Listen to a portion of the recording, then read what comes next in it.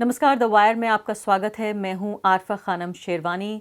Corona काल के बाद के बजट के तौर पर पहला बजट पेश किया गया, जिसमें कई जो ऐसे सेक्शंस हैं उनको निराशा हाथ लगी है, लेकिन कुछ चीज़ें ऐसी करने की कोशिश की है सरकार ने जिससे ये लगे कि अब वो रिकवरी के दौर में दाखिल होने की कोशिश कर रही है। जैसे कि हेल्थ इंफ्रास्ट्रक्चर में खासकर जिस तरह का इन्वेस्टमेंट करने की बात कही गई है, खासकर जिसको कहा जा रहा है कि एक विन विन सिचुएशन के तौर पर हेल्थ को देखा जा रहा है। क्या एक्सपर्ट भी इसको ऐसे देख रहे हैं, ये समझने की हम कोशिश करेंगे।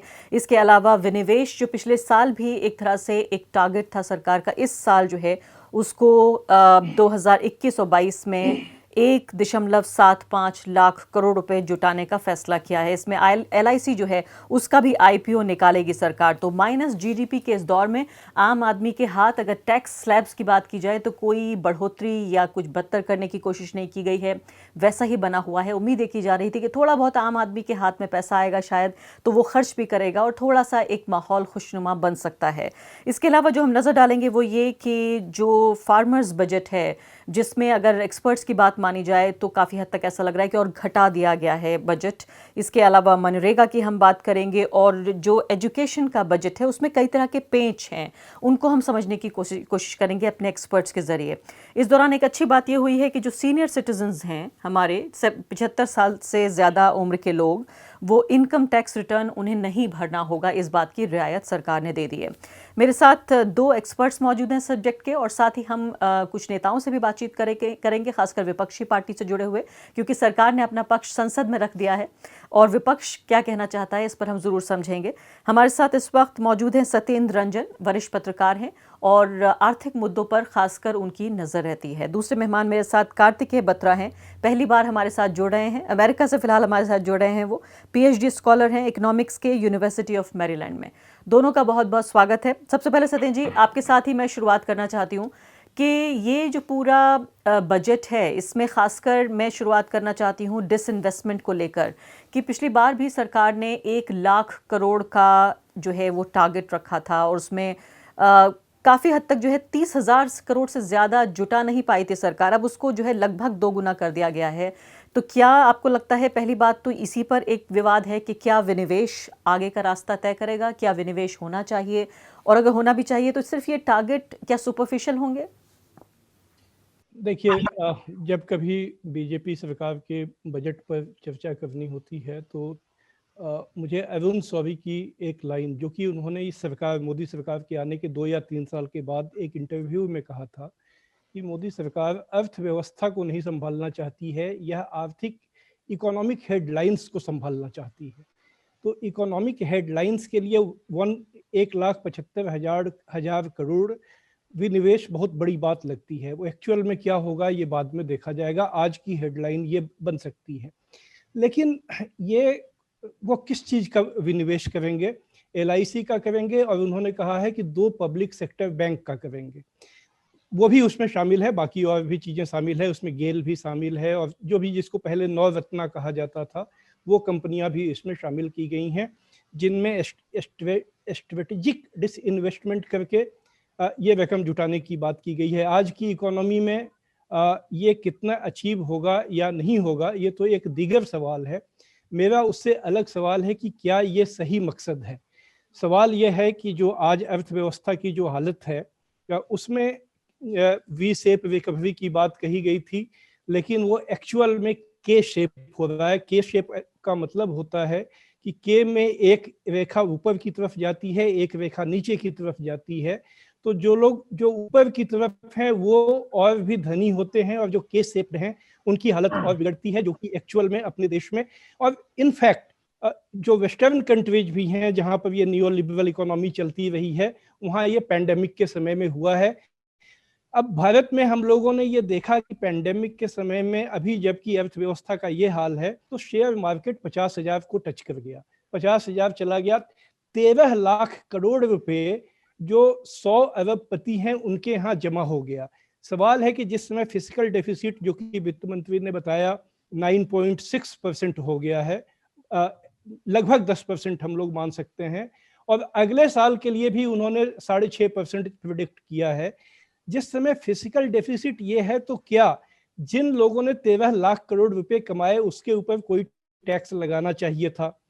या एक एग्री इंफ्रास्ट्रक्चर सेस के नाम पर पेट्रोल पर, डीजल पर, अल्कोहल पर, सोना चांदी के ऊपर और इस तरह की चीज़ों के ऊपर और भी एक सेस लगा दिया जाना चाहिए।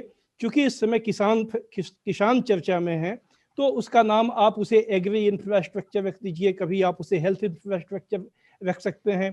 आपकी जो वेबसाइट है वायर, खुद उसकी रिपोर्ट है, उसके यहाँ जो आरटीआई से ये खबर निकाली गई थी कि जो पहले किसान कल्याण सेस था, वो किसान कल्याण सेस से जो पैसा जुटाया गया वो किसानों पे खर्च नहीं हुआ।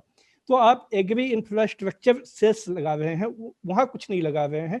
और जो नवरत्ना कंपनियां हैं, जो जो किसी भी समय में किसी भी व्यवस्था में कोई भी सरकार स्ट्रेटेजिक सेक्टर्स में अपनी एक दखल रखती है इन कंपनियों के जरिए, या जो पब्लिक सेक्टर के बैंक हैं जो जिसकी जरिए आप तमाम कल्याण योजनाओं को लागू करने का सपना देखते हैं, चाहे वो एजुकेशन लोन हो या किसानों को कर्ज देने की बात हो, आप उसको बेचने की दिशा में एक इंटेंशन दिखा रहे हैं। तो कुल मिलाकर इसका क्रक्स यह निकलता है कि जो मोदी सरकार की पॉलिटिकल इकोनॉमी है, जो पिछले 6 साल या 7 साल से चल रही है, जिसमें कि कुछ कैपिटलिस्ट के लिए सारी इकोनॉमी को ढालना, उन कैपिटलिस्ट इकोनॉमी से चंदा लेना, चुनाव लड़ना, और बाकी लोगों के लिए राम मंदिर और इस तरह के जो मुद्दे हैं उनके आधार पे वोट जुटाना, ये उसी दिशा, उसी पॉलिटिकल इकोनॉमी को स्ट्रेंथन करने वाला एक और बजट है। इसके अलावा इसमें ऐसा कोई नई बात है वो दिखती नहीं। बहुत दो टूक आप बात कह रहे हैं कि जो तुष्टिकरण है, जो कहा जाता था कि अल्पसंख्यकों का किया जाता है, तुष्टिकरण जो है वो बिलियनियर्स का किया जाएगा और आम आदमी के लिए सिर्फ मंदिर मस्जिद की राजनीति बाकी है। कार्तिकेय, ये बताइए कि इस साल की अगर हम जिक्र करें तो जो बिलियनियर्स हैं, जो अरबपति लोग हैं भारत में, 35% उनका जो वेल्थ थी, जो उनका रुपया पैसा खजाना था, उसमें इजाफा हुआ है। आम आदमी का हम जिक्र करें तो 84% ऐसे हाउस होल्ड हैं भारत में जो कोविड-19 की वजह से जिन्हें सफ़र करना पड़ा है, जिनको परेशानी का सामना करना पड़ा है। क्या इस बजट में आप इस रियलाइजेशन को, इस सच्चाई को देख पा रहे हैं कि सरकार ने इस खाई को पाटने की कोई कोशिश की? आरफा जी, साफ साफ शब्दों में कहूं तो मैं उम्मीद थी हमें एक बिग बैंग बजट की, पर हमें वो नहीं मिला। हमें एक बहुत ही वेनिला टाइप बजट मिला है और इस सरकार के तौर तरीके को देखकर मैं ज्यादा आश्चर्यचकित नहीं हूं, क्योंकि यहाँ पर अनाउंसमेंट्स पूरे साल चलती रहती हैं और मैंने ये देखिए, आपकी जो आर्थिक अनाउंसमेंट्स हैं वो एक राजनीतिक टाइमिंग के अनुसार की जाती हैं। तो मेरा अपना एक्सपेक्टेशन था कि लोगों के हाथ में पैसा आएगा, जिस पे शायद हम आगे भी बात करेंगे। पर डिसइन्वेस्टमेंट पर मैं एक बात और बोलना चाहूंगा अरफा जी, कि मूल रूप से मैं डिसइन्वेस्टमेंट के खिलाफ नहीं हूं, पर एक बात आपने बहुत अच्छी कही कि पिछले साल 1 लाख करोड़ का टारगेट था, उसमें से 30,000 मीट हुआ। पिछला साल एक प्रॉब्लमैटिक साल था, एक मतलब दिक्कत वाला साल था, तो शायद वो कंपैरिजन भी ठीक नहीं है। पर हम अगर उससे भी पहले के साल जाएं, 19-20, जो कि एक ठीक ठाक साल था, उसमें मतलब ऐसा कोई कोरोना काल नहीं था और ऐसी कोई आपदा नहीं आई थी, उस साल में भी बजटेड जो डिसइन्वेस्टमेंट टारगेट था वो 1 लाख करोड़ था और जो रियलाइजेशन था वो केवल 50,000 करोड़ था। और अब अगर उस संदर्भ में देखें तो इस साल 1,75,000 करोड़ रुपए का टारगेट है, जिसके बल पर हमारी वित्त मंत्री कह रही हैं कि अगले साल का फिस्कल डेफिसिट 6.8% पर आकर रुक जाएगा। परंतु इस 1,75,000 करोड़ के रियलाइजेशन पर एक प्रश्न चिन्ह है। हालांकि मैं ये जरूर मानता हूं कि इस समय जो सेंसेक्स का हाल है, जो मार्केट का हाल है, तो इस समय मार्केट में जाना सरकार के लिए अच्छा रहेगा क्योंकि वैल्यूएशन काफी अच्छी हैं। परंतु इस टारगेट को लेकर हमें थोड़ा सा मतलब जैसे कहते हैं ए पिंच ऑफ सॉल्ट, उसके साथ हमें इसको प्रोसेस करना चाहिए। आपका जो पहला सवाल है उसमें कि जो ये के शेप रिकवरी की बात सत्येंद्र सर कर रहे थे, मैं इस बात से बिल्कुल इत्तेफाक रखता हूं कि मुझे जो उम्मीद थी वो एक चिदम्बरम 2008 जिसमें कर्ज माफी किया गया था, वैसे एक बजट की अगर हमें उम्मीद थी जिसमें लोगों के हाथ में पैसा आए, तो वो हमें नहीं मिला है। और गौरव वल्लभ जी हमारे साथ इस वक्त जुड़ गए हैं, उनसे हम बातचीत करते हैं। कांग्रेस पार्टी के स्पोक्स पर्सन हैं, स्टार स्पोक्स पर्सन हैं, काफ़ी लोकप्रिय हैं, उनसे हम बातचीत करते हैं और नंबरों का जो खेल है वो बहुत अच्छे तरीके से जानते हैं गौरव वल्लभ जी। गौरव वल्लभ जी, सबसे पहले बताइए कि ये जो पूरे बजट की बात हो रही है जिसमें जो हमारे अरबपति हैं उनका जो इजाफा हुआ है 35%, और अगर हम जिक्र कर रहे हैं कि किस तरह से जो आम आदमी है 85% आम आदमी का के जो हाउस होल्ड्स हैं हमारे, उनमें उनकी आमदनी पे फ़र्क पड़ा है। फिलहाल इस बजट को आप किस तरह से देखते हैं?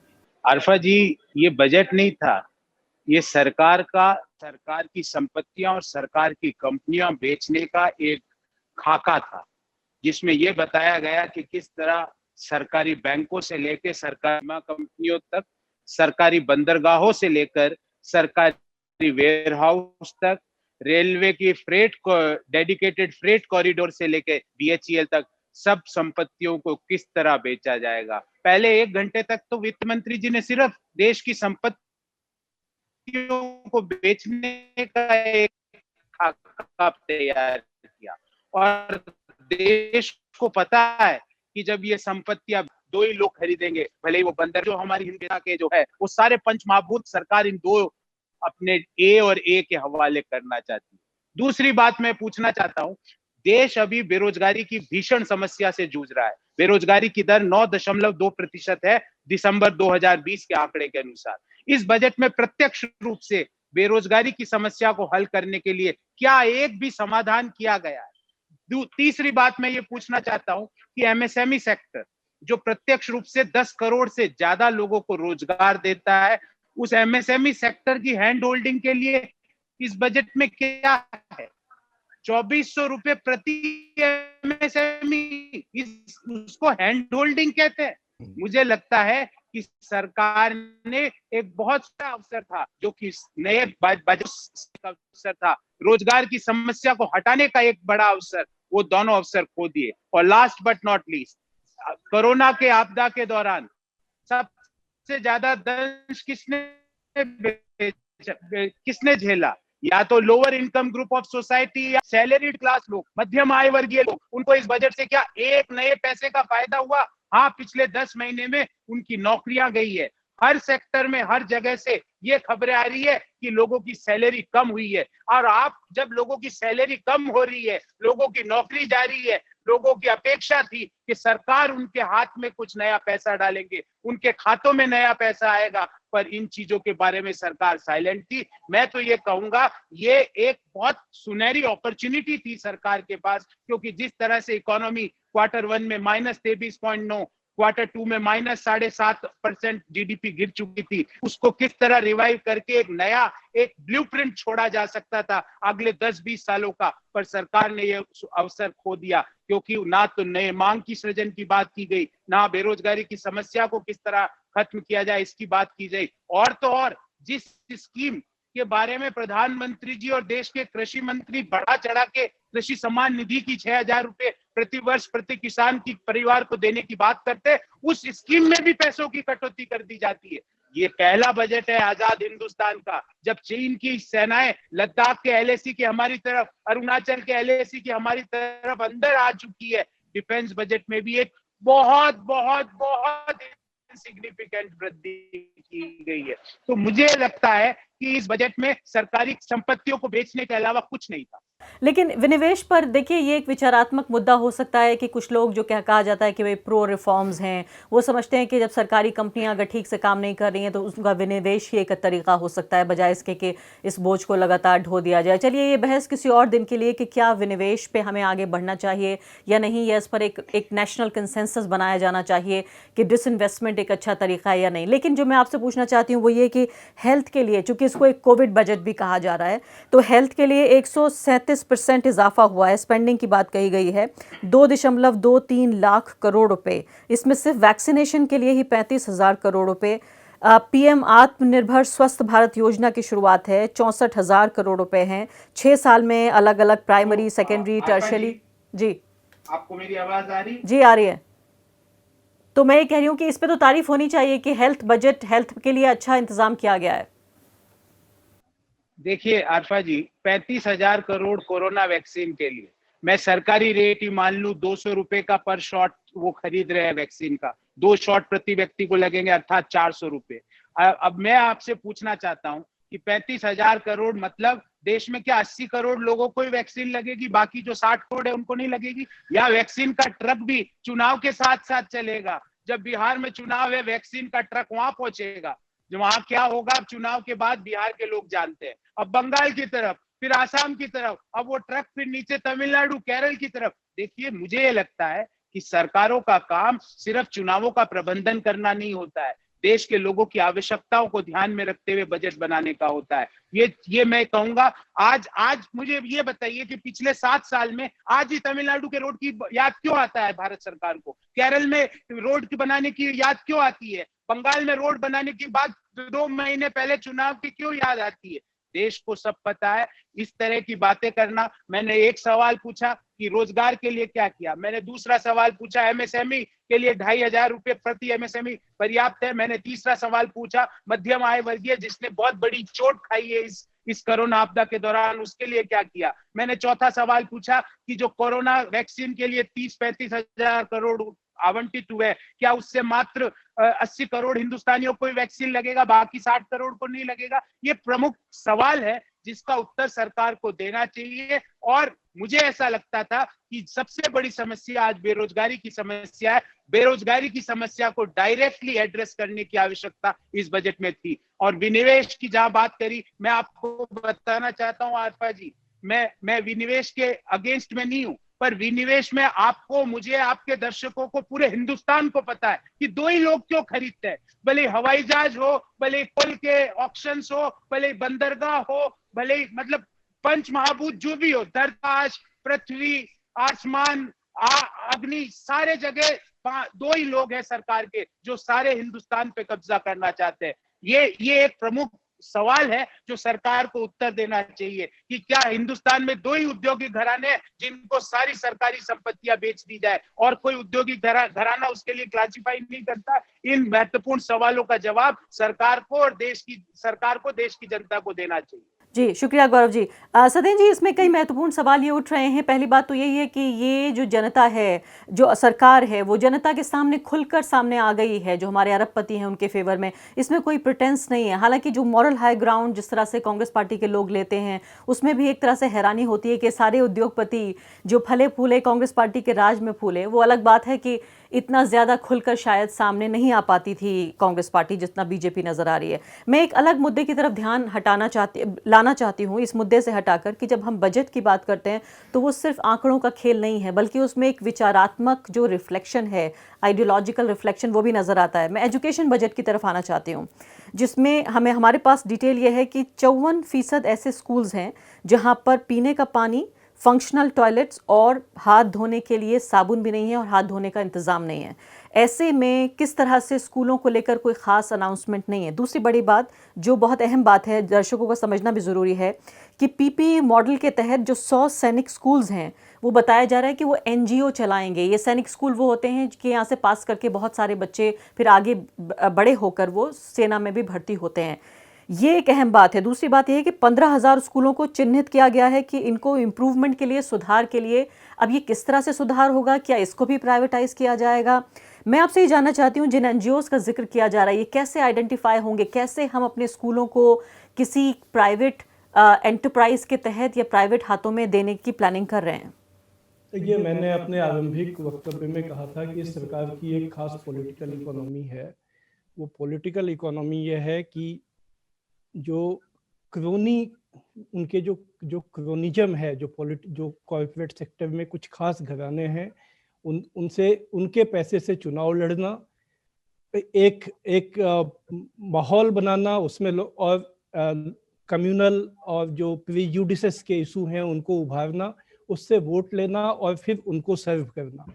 ये जो स्कूल का सवाल है, स्कूल एक कम्युनलाइज करने का भी माध्यम होता है। अगर देश में वैसी सरकार हो तो वो किस तरह के एनजीओज के, आज एनजीओज, बाकी एनजीओज जो पहले एनजीओ जिनको हम लोग समझते थे, उनके फंडिंग को किस तरह से कर्टेल किया गया है, चाहे देश या विदेश से है, और एक खास तरह के एनजीओ देश में फल फूल रहे हैं। इसमें ज़्यादा कोई ऐसी चीज़ नहीं है जिसमें बहुत गेस करने की, बहुत अनुमान लगाने की गुंजाइश है कि वो किसके पास जाएगा। लेकिन मैं एक बार फिर से इस बात को अंडरलाइन करना चाहता हूं कि ये पोस्ट पैंडेमिक बजट है। पूरी दुनिया में पैंडेमिक ने जो वहाँ की नीतियां थी उसके ऊपर एक बहस छिड़ी हुई है। आखिर क्या, आज ये सवाल पूरी दुनिया भर में उठाया जा रहा है, पूछा जा रहा है कि सबसे ज़्यादा लोग उन्हीं देशों में क्यों मर रहे हैं जिन्हें सबसे ज्यादा धनी देश समझा जाता था। अमेरिका और ब्रिटेन और यूरोप में सबसे ज्यादा तबाही क्यों मची है। आज इस सवाल को छोड़कर अर्थव्यवस्था पर और बजट पे कोई बात हो सकती है, मुझे नहीं लगता है, क्योंकि वो सवाल है कि जो नियर लिबरल इकोनॉमी जो चलाई गई, जिसमें सब कुछ प्राइवेटाइज किया गया, और जब जब वक्त आया तो सरकारों के पास मास्क और सैनिटाइजर बनाने के भी उनके पास हाथ पांव नहीं थे। क्या ये सवाल अगर आज नहीं उठाया जाएगा तो कब उठाया जाएगा। और चीन और वियतनाम, इन्होंने क्यों बेहतर ढंग से महामारी को संभाल लिया, ये सारे अनुभव हम लोगों के सामने हैं। तो ये कह देना कि हम डिसइन्वेस्टमेंट के खिलाफ नहीं है, कांग्रेस पार्टी के प्रवक्ता कह सकते हैं, लेकिन डिसइन्वेस्टमेंट जो है आखिर क्यों होना चाहिए और किस मकसद से होना चाहिए। क्या इस बात का कोई प्रमाण है, कोई आप तथ्यों से साबित कर सकते हैं जो आपने भी कहा कि जो पब्लिक सेक्टर होता है वो ज़्यादा इनएफिशिएंट होता है, जो इफिशिएंट प्राइवेट सेक्टर है उसने हम लोगों के सामने क्या परिस्थिति छोड़ी है। अमेरिका जैसा देश जो कि जिससे कि ह्यूमन हिस्ट्री का सबसे ज़्यादा धनी देश है, वो इतना धनी देश कभी हुआ नहीं, वो उसके यहाँ 4.25 लाख लोग क्यों मर गए और वो क्यों इतने ज़्यादा वहाँ पर जो संक्रमण है उसको वो रोक नहीं पाया। क्या इस सवाल को छोड़कर आज किसी भी इकोनॉमिक पॉलिसी पे हम लोग बात कर सकते हैं। आखिरकार जो बाइडन जो कि एक एस्टेब्लिशमेंट पॉलिटिशियन है, वो भी $15 पर आवर मिनिमम वेज करने का ऐलान करने को क्यों मजबूर हुए, या क्यों वहाँ पर $1400 और भी ज़्यादा लोगों के हाथों में दिए जाएं, ये पॉलिसी अपनाई। ये पॉलिसी जो कि सिंपली वो पॉलिसी नहीं है जिस पर पिछले 30-40 सालों से दुनिया चली है। तो मेरा ये कहना ये है कि चाहे शिक्षा हो, चाहे स्वास्थ्य हो, या जो सवाल बेरोजगारी और पूरी अर्थव्यवस्था के उठाए जा रहे थे, वो आज जो बड़े सवाल हैं उनसे अलग करके हम लोग नहीं समझ सकते हैं। बाकी इस सरकार की अपनी पॉलिटिकल इकोनॉमी है, इसमें एक इफिशिएंट बजट निर्मला सीतारमन ने दिया है जो उनका मकसद है, उसके हिसाब से there is a method in this madness. ये हमको आपको मैडनेस नजर आ सकता है, लेकिन देयर इज ए मेथड, और जो मेथड है वो जिस दिशा में 6 साल 7 साल से देश चल रहा है उसमें और गति दी गई है। और ये मैं उस लिहाज से अगर मैं उनके नजरिए से देखूं, उस पॉलिटिकल इकोनॉमी के समर्थक के रूप में अगर मैं देखूं, तो मैं इसकी तारीफ करूंगा कि ये एक इफिशिएंट बजट। जी हाँ, कार्तिकेय, मैं आपकी तरफ आना चाहती हूँ। सत्येंद्र रंजन ने बहुत ही पूरे बातचीत का एक तरह से कहा जाए कि दिशा ही मोड़ दी है कि क्या इस समय में 2021 में, जबकि पैंडेमिक अभी पूरी तरीके से गया नहीं है, यहाँ पर 130-140 करोड़ लोगों का पूरा जीवन किस तरह से एक दयनीय स्थिति में पहुंच गए थे हम सब, क्या इस सब को भुलाकर एक नए सिरे से बात की जा सकती है कि हम ये भूल जाएं कि कोविड-19 कोई चीज़ नहीं थी। और इसमें डिसइन्वेस्टमेंट को लेकर भी जो गंभीर सवाल उठ रहे हैं, आप अमेरिका में बैठे हुए हैं, वहाँ की इकोनॉमिक्स को समझते हैं और ये भी बात समझते हैं कि पूरा चुनाव, अमेरिका का पूरा चुनाव पहला ऐसा चुनाव था, पूरी दुनिया का सबसे बड़ा चुनाव जो कि पोस्ट कोविड वर्ल्ड का चुनाव था। क्या इस बात को ये माना जाए कि जब भारत की सरकार ने पिछले 40 साल का ऐतिहासिक जो फिस्कल डेफिसिट है वो रजिस्टर किया है 9.5, क्या इस बात को इंगित करता है कि ये सिर्फ कोविड के मद्देनजर ही ये बात थी, लेकिन क्या बजट में इस बात का रिफ्लेक्शन है कि ये जो इतने फीसद जो राजकीय जो कोष है, जो घाटा है वो नजर आ रहा है, क्या उसकी भरपाई हो पाएगी आगे? अल्फा जी, इसमें बहुत सारे सवाल आपके भी हैं और सत्येंद्र जी ने भी कुछ बहुत अहम मुद्दों पर बात की है। तो मैं पहले, आपने शिक्षा का जिक्र किया, तो अगर आप मुझे इजाजत दे तो मैं उस पर 1 मिनट कुछ बोलना चाहूंगा। तो शिक्षा पर अल्फा जी, मैं एक्सपेक्ट जो कर रहा था उसमें आपने जो बताए हैं सप्लाई साइड के आपने मुद्दे बताए कि स्कूलों का मतलब इसको मॉडर्नाइज करेंगे या इनको एनजीओस के हाथ में देंगे। लेकिन सबसे बड़ी बात जो हम भूल रहे हैं कि पिछले 1 साल में बहुत सारे बच्चों ने स्कूल छोड़ दिए हैं और शायद वे कभी वापस भी नहीं जाएंगे। उनमें से बहुत सारी महिलाएं स्टूडेंट्स होंगी, मतलब जिन्हें हम गर्ल्स स्टूडेंट्स, फीमेल स्टूडेंट्स बोलते हैं। तो इसके बारे में बजट ने कुछ नहीं किया। मुझे ये उम्मीद थी कि शायद सरकार इसको मद्देनजर कुछ ऐसे कदम उठाएगी जिससे बच्चे जो स्कूल से ड्रॉप आउट हो गए हैं वो वापस स्कूल में आएंगे, लेकिन ऐसा कुछ नहीं हुआ। दूसरी चीज जो एक्सपोज हुई पिछले 1 साल में कि एजुकेशन में जो डिजिटल डिवाइड है, कि जो लोग ऑनलाइन लर्निंग टेकअप कर पाए वो शायद अभी भी एजुकेशन से कहीं ना कहीं जुड़े हुए हैं, पर हमने देखा कि एक मोबाइल फोन के लिए या एक लैपटॉप की वजह से दिल्ली में एक छात्रा ने खुदकुशी कर ली। तो इस पूरे मुद्दे पर भी कोई फोकस नहीं था और ये मुझे थोड़ा सा खटका, क्योंकि मुझे उम्मीद थी कि एटलीस्ट एजुकेशन में ड्रॉप आउट रेट को देखते हुए सरकार कुछ ठोस कदम या नीतियां बनाएगी। सत्येंद्र जी की एक बात पर मेरा एक वैचारिक थोड़ा सा मतभेद है। ये मैं बोलूंगा कि हम ये कहते हैं कि पूंजीवाद अपने आप में गलत है। पूंजीवाद अपने आप में शायद इतना गलत नहीं है, पर जिस तरह का पूंजीवाद हम भारत में देखते हैं वो शायद गलत है। सरकार का काम है एक इनेबलिंग एनवायरनमेंट देना जिसमें पूंजीवाद भी आगे बढ़ सके और साथ में जिसे हम कहते हैं रीडिस्ट्रीब्यूशन वो भी आगे बढ़ सके। और अगर हम उदाहरण देखना चाहें तो ऐसे अच्छे उदाहरण भी हैं नॉर्दर्न यूरोप में। अगर हम देखें स्वीडन, फिनलैंड जैसे जो देश हैं वहां पर पूंजी कार्तिक, पूंजीवाद पे किसी और हाँ रोज बहस करेंगे। अभी थोड़ा सा बजट पे वापस आ जाते हैं। आखिरी सवाल मैं पूछ रही हूँ कि ये आप कह रहे थे कि क्या हम तैयारी, हाँ हाँ मैं ये पूछ रही थी कि जो तैयारी है हमारी आने वाले दिनों में, अगर ये वायरस न सही कोई और वायरस आके अगर भगवान न करे, खुदा न खास्ता अगर हमला करता है, तो क्या हम उसके लिए तैयार हो रहे हैं? सत्येंद्र रंजन ने बहुत ही गंभीर सवाल उठा दिया है कि क्या सरकार के पास इंफ्रास्ट्रक्चर है जब प्राइवेट, क्योंकि वोट हम प्राइवेट कंपनियों को नहीं देते, हम बिलियनियर्स को वोट नहीं देते, सरकारों को देते हैं। और हम जाहिर है जो अकाउंटेबिलिटी है वो भी सरकारों से मांगते हैं, अनिल अंबानी से या मुकेश अंबानी से या अडानी से नहीं मांगते। तो ऐसे में जब डिसइन्वेस्टमेंट करके सिर्फ कुछ कारोबारी घरानों को फ़ायदा पहुंचाने की कोशिश हो रही है, ऐसे में हम कैसे देखें इस पूरे बजट को? आप हेल्थ इंफ्रास्ट्रक्चर की बात कर रहे थे आरफा जी, उसका जवाब है कि नहीं, हम तैयार नहीं हैं, हम सक्षम नहीं हैं। ये बात बिल्कुल ये सच बात है, इसमें कोई दो राय नहीं है। कोविड से हम काफी हद तक इसलिए भी बच पाए हैं क्योंकि हम एक यंग कंट्री हैं। हमारा जो एज प्रोफाइल है देश का वो यूरोप और अमेरिका के बनिस्बत हम लोग एक यंग कंट्री हैं, तो इस वजह से चाहे इन्फेक्शन रेट ज्यादा रहा हो पर डेथ रेट कम रहा है। इस बजट को मैं देखना चाहूंगा इस संदर्भ में आरफा जी कि जैसा कि मैंने पहले कहा कि कोविड को देखकर जो एक सेंस ऑफ अर्जेंसी दिखनी चाहिए थी बजट में वो मुझे नहीं दिखी है। कोविड को देखकर जैसे कि बोला कि बहुत नौकरियां गई हैं, बहुत जो लोग हैं निचले तबके के उन पर बहुत संकट आए हैं, पर इन मुद्दों पर ज्यादा बात मैंने नहीं सुनी। आपने मनरेगा का जिक्र किया, मैं हैरान था कि मनरेगा पर एक सेंटेंस नहीं बोला गया, जबकि मनरेगा एक सबसे बड़ा शॉक अब्जॉर्बर है आपका रूरल इकोनॉमी में। अगर मैं आपको आंकड़े दूं तो मनरेगा का जो आउटलैंड बजट था वो 61,000 करोड़ था इस साल के लिए, और अंत तक आते आते 1,11,000 करोड़ रुपए सरकार को खर्च करना पड़ा मनरेगा पर। मनरेगा एक ऐसी स्कीम है जहां पर सरकार ना चाहकर भी खर्चा करने के लिए बाध्य है क्योंकि वो एक राइट्स बेस्ड स्कीम है। तो अगर आप देखें तो सरकार ने उसका आवंटन 61,000 करोड़ से केवल 73,000 करोड़ किया है। अब इसमें मैं ये भी जरूर बोलना चाहूंगा कि ये 73,000 करोड़ बढ़ भी सकता है क्योंकि साल के बीच में सप्लीमेंट्री डिमांड्स आती हैं, और जैसा कि मैंने आपको कहा क्योंकि मनरेगा एक राइट्स बेस्ड स्कीम है सरकार को वो पैसा देना पड़ता है।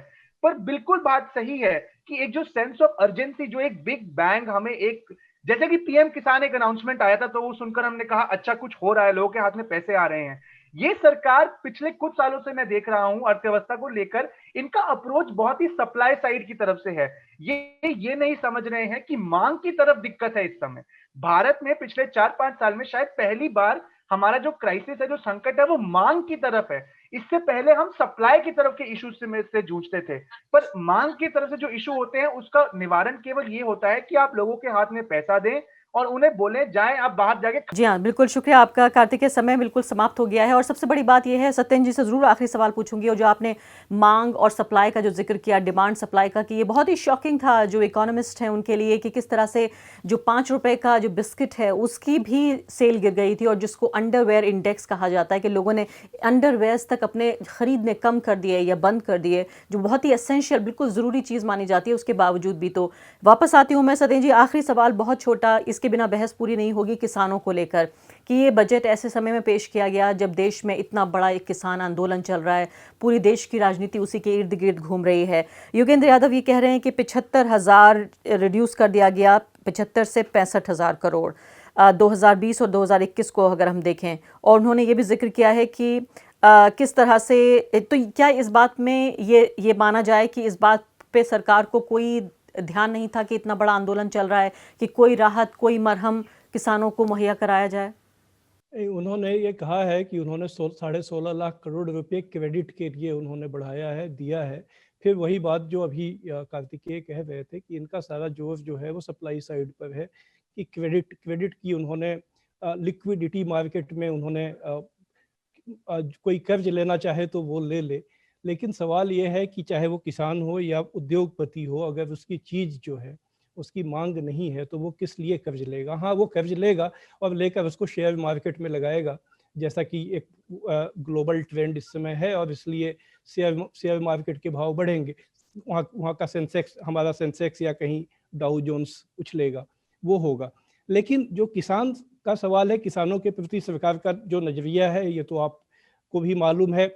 आज ही खबर छपी हुई है कि किस तरह से वहाँ पे कंक्रीट स्ट्रक्चर बनाए जा रहे हैं, वहाँ कील ठोके जा रहे हैं ताकि ट्रैक्टर वहाँ ना आ सकें, और इंटरनेट काट दिया गया है। मनदीप पूनिया जैसे पत्रकार को जेल में डाल दिया गया है जो वहाँ की स्थिति को देख रहे थे। तो सरकार का अभी तक आकलन यही है कि इससे उसे कोई राजनीतिक नुकसान नहीं है। उसने एनफ वोटों का इंतजाम कर रखा है अपने जो कम्युनल एजेंडा है उसके जरिए, और इसलिए उसे अभी फिलहाल तो उसकी कोई चिंता है वो बजट या बजट के बाहर, या जो जिस ढंग से चीज़ों को डील करने की कोशिश की जा रही है उसको देखते हुए तो यही लगता है नहीं है। लेकिन कल मैं गाजीपुर में था, आप भी वहाँ जा चुकी हैं, अगर आप वहाँ जाएं और वहाँ लोगों का गुस्सा देखें तो ये लगता है कि देश को कितनी विस्फोटक स्थिति की तरफ वो बढ़ रहा है। आज वो किसान जो हैं वो एक तरह से उनकी जो भाषा है वो एक उसमें बगावत की जरूर सतेन जी, इस पर हम बहस करेंगे जरूर, लेकिन ये अफसोस की बात है कि बजट में बहुत बड़ी कोई चीज़, जितनी बड़ी आप कह रहे हैं कि जो विस्फोटक स्थिति नजर आ रही है ज़मीन पर, उसका कोई रिफ्लेक्शन नहीं, किसानों की समस्या का नहीं। इसके अलावा जी समय समाप्त हो गया कार्तिक मेरे पास, जल्दी से एक सेंटेंस। हाँ, मैं ये बोलना चाहूंगा आसफा जी कि मुझे बहुत स्ट्रेटेजिक लगा कि उन्होंने इन कोई मुद्दों पर बात नहीं की। मुझे लगा वो ये नहीं चाहते थे कि बजट पूरा हाईजैक हो जाए, क्योंकि वो समझ गए हैं कि स्थिति इस समय उनके पाले में नहीं है। ये एक मुझे लगा ये एक राजनीतिक मूव था, मैं जितना मैं समझ रहा हूँ। बहुत बहुत शुक्रिया सभी मेहमानों का। द वायर के और वीडियोस देखने के लिए सब्सक्राइब करें और बेल आइकन पर क्लिक करें। स्वतंत्र पत्रकारिता की आर्थिक मदद करने के लिए डिस्क्रिप्शन में दिए गए लिंक पर जाएं और अपनी राशि चुनें।